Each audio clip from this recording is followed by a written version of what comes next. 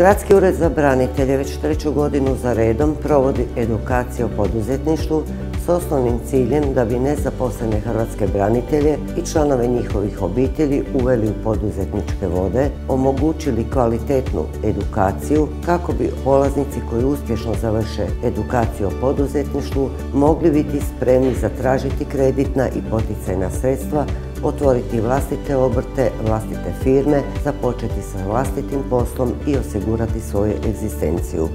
U ovom projektu edukacije o poduzetništvu i samozapošljavanju hrvatskih branitelja sudjelovale su 2 tvrtke. Konzultantska tvrtka Sense Consulting i poslovno učilište Institut za menadžment.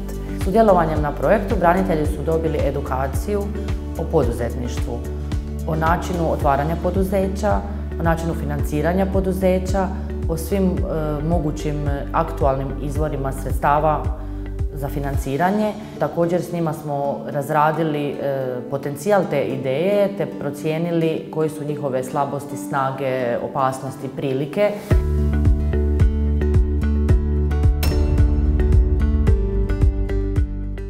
Ja sam Miroslav Obradović, hrvatski branitelj.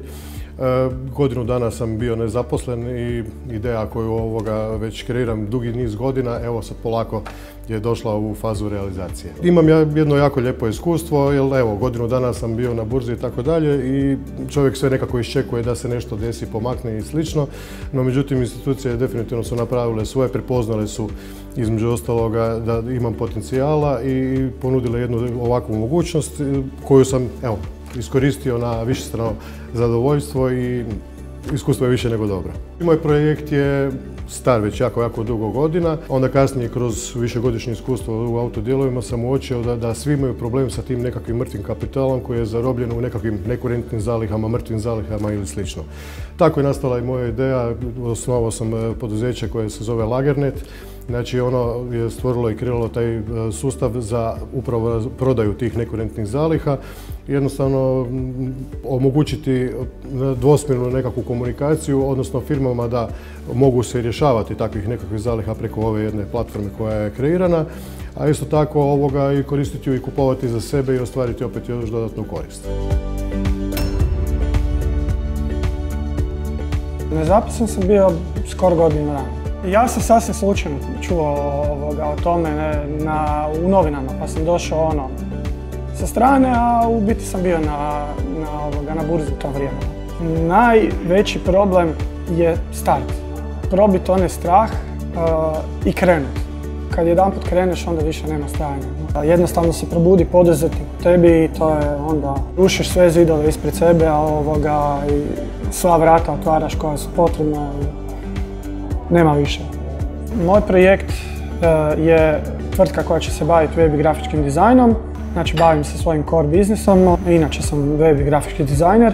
Sjećam se vrlo dobro jer znam da su poticaji tu i da ćemo lagano krenuti u poslovanje.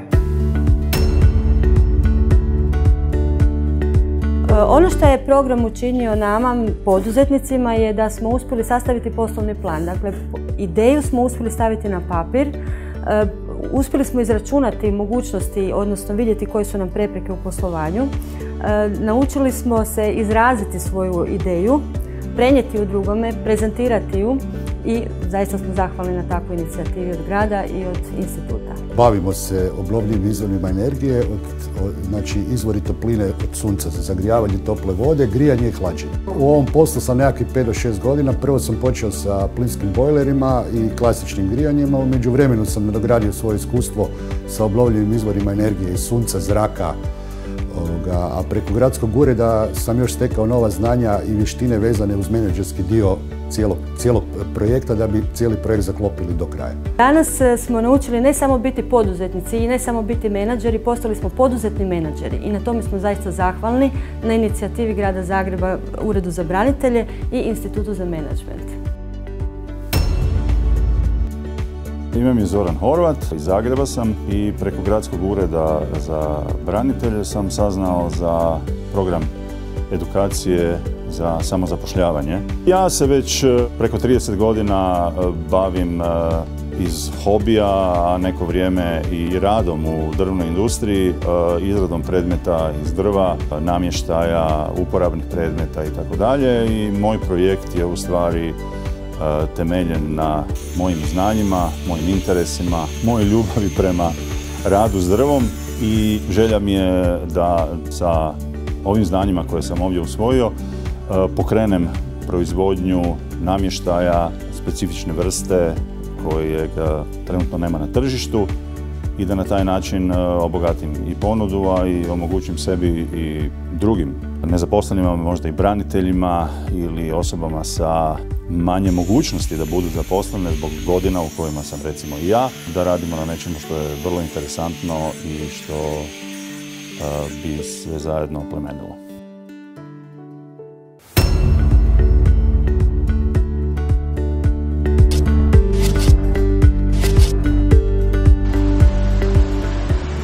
Završio sam na burzi nakon 20 i nešto godina radnog staža.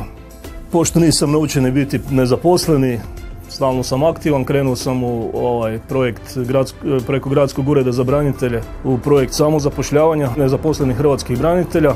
Ja se super osjećam, to sam ja. Ja ne znam ništa drugo biti nego poduzetnica.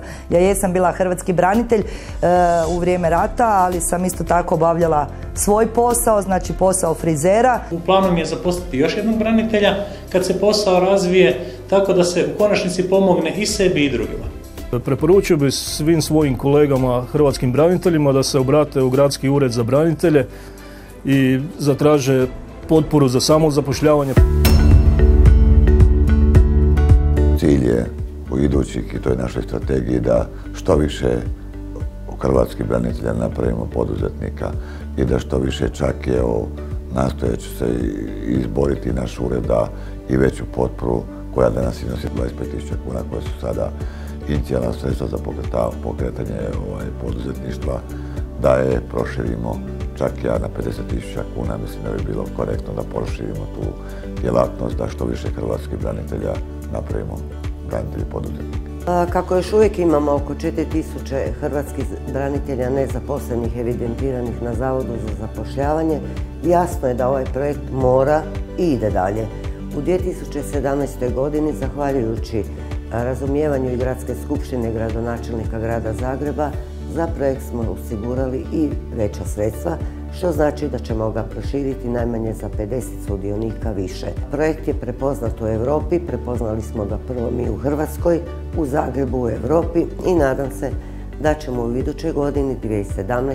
imati veći broj uspješnih, mladih i malo starijih poduzetnika hrvatskih branitelja i članova njihovih obitelji. Svakako se odazovite, daje mogućnost za jedan bolji i kvalitetniji život.